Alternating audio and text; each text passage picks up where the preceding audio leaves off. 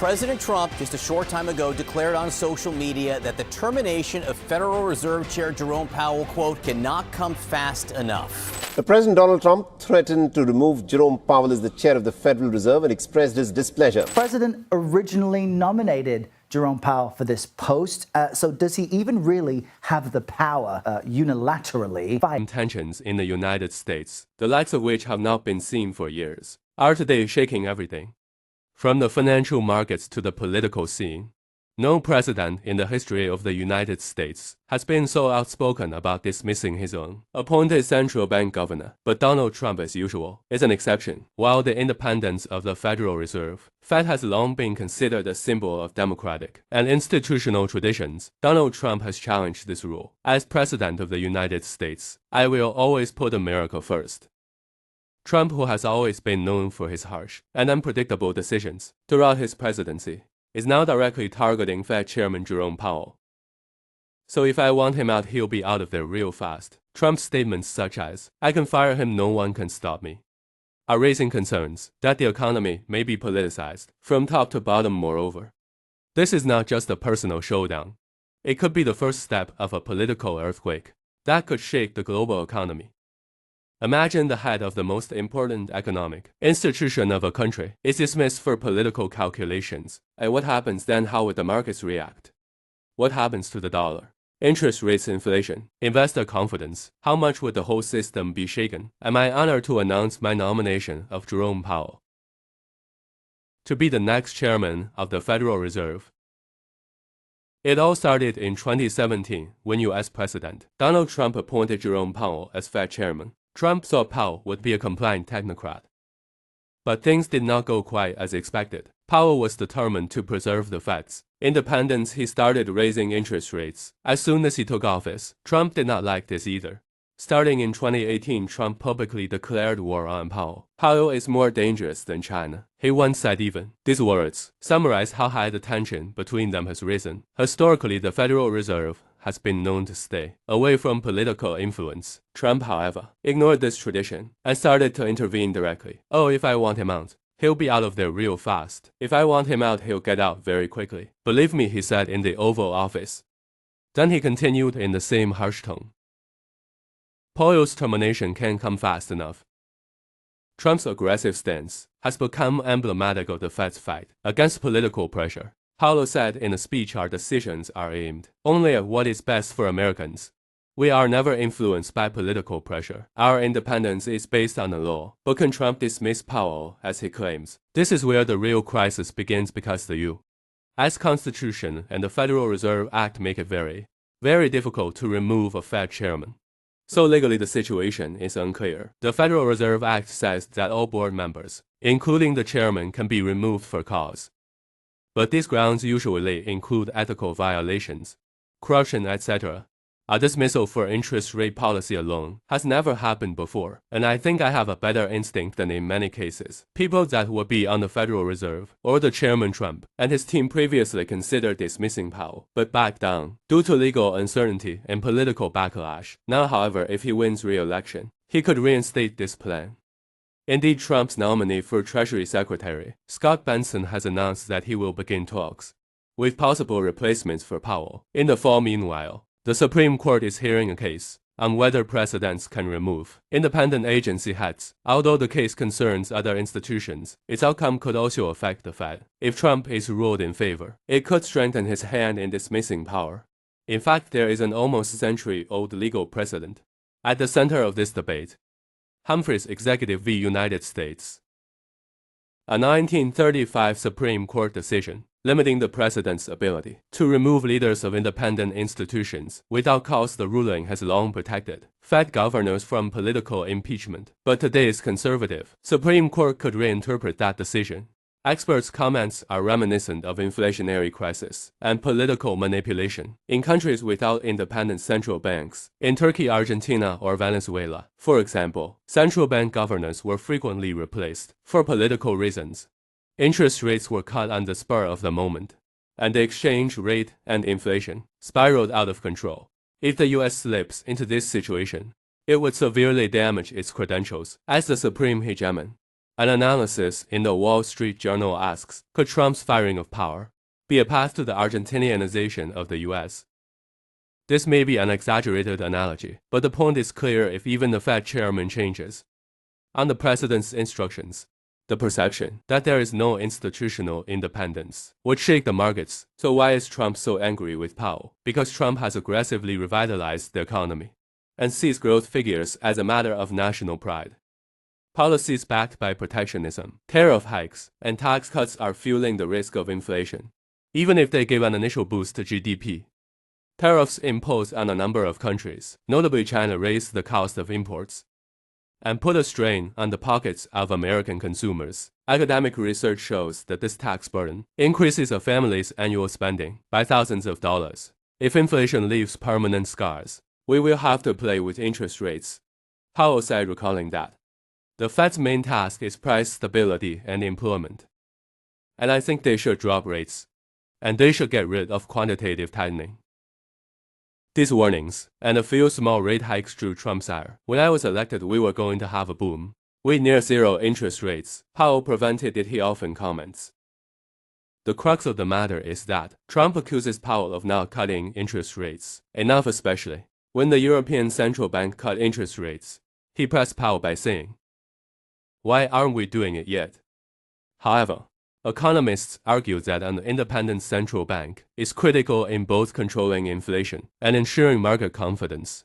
On the other hand, Trump's tariffs have increased inflation. Yale University estimates that these policies impose an additional burden of an average of $4,900 a year on American households. This situation made Pompeo's job even more difficult. Powell took unprecedented measures to stabilize the economy, both during and after the pandemic. In 2020, he cut interest rates to zero in an emergency, then turned to serial rate hikes starting in 2022 to rein in inflation, which has been rising on the back of a demand boom and supply problems. Our goal is not to send the economy into a hard landing, but without price stability, healthy growth cannot be sustained, Powell said, arguing that there was no other choice at a time when inflation was hovering around 9% in the U.S. Trump, on the other hand, called it an unnecessary move that stifles our growth. At one point, tensions between the two men escalated to such an extent that reports leaked that Trump was talking to his advisors in the Oval Office asking, "Is there no way to fire Powell?" It was reported that he backed out due to legal obstacles. But the expectation now is that if he is re-elected, he will bring this plan back to the table. This showdown is over. Politicizing U.S. monetary policy in front of the world. Markets are worried that the Fed was already known for its independent nature, with a 2% inflation target. Such political attacks would undermine confidence. The 9% drop in the dollar index against various currencies in recent months is partly attributed to this mistrust. Investors have begun to question, is the separation of powers and institutional stability weakening? In the U.S., the global economy is already going through a turbulent period. Due to Trump's trade war policies, the unpredictability regarding interest rates and monetary policy may overshadow the dollar's safe haven status. Indeed, some reports have warned that the dollar's position as the global reserve currency has been built over decades, but could be quickly lost with the wrong steps. A depreciation of the dollar would have major implications, not only for international markets, but also for the domestic economy. Imported goods would become more expensive. Inflationary pressure would increase. Interest rates would rise if foreign investors were less interested in government bonds, and it would be harder to finance the budget deficit. With U.S. public debt approaching 120% of GDP, even a small increase in borrowing costs would add billions of dollars to the federal budget. Trump may be able to cling to the low dollar supports argument in the short term, but in the long term, inflation and credit rating risks could further erode society. Stock market volatility would make both companies and pension funds vulnerable. On the other hand, those watching the increasing use of digital assets and local currencies on a global scale are asking, will Bitcoin or the yuan be the winner in this chaos? Of course, it is not easy to replace the US dollar in a short period of time. No currency, including the euro or the yuan, has yet achieved that scale of reserve power, but a weaker dollar could accelerate a multipolar financial order. Russia and China have long been making deals that move away from the dollar, and countries in the South are introducing alternative payment systems. The U.S. Federal Reserve's management of $1, whose value fluctuates under political pressure, could trigger this trend. The question, will the dollar's reign be shaken, is now being voiced more loudly. The repercussions of this tension on world economic policy are huge. If Trump fires Powell and replaces him with a more compliant figure, Fed monetary policy could come under full White House control. When Trump expands trade wars or wants to inflate short-term growth figures, that Fed chairman could bow to the pressure and cut rates sharply or engage in quantitative easing. These policies may at first create euphoria in stocks and in net growth, but they run the risk of exploding inflation and destroying sustainability. It would also damage the institutional reputation of the U.S. in the eyes of both domestic and foreign investors. The question, how much does a country that changes, even the Fed chairman through political moves, adhere to independence and the law, could lead to a real depreciation of the dollar in the medium to long term, and a decline in demand for U.S. Treasury bonds. The unpredictability of trade policies during the Trump era had already slowed global growth somewhat and made America's import channels more expensive. In the intervening period, the U.S.-China trade deficit has not closed, while prices have risen and consumer confidence has fluctuated. From time to time, Powell had raised interest rates step by step, saying this situation may increase inflation pressures.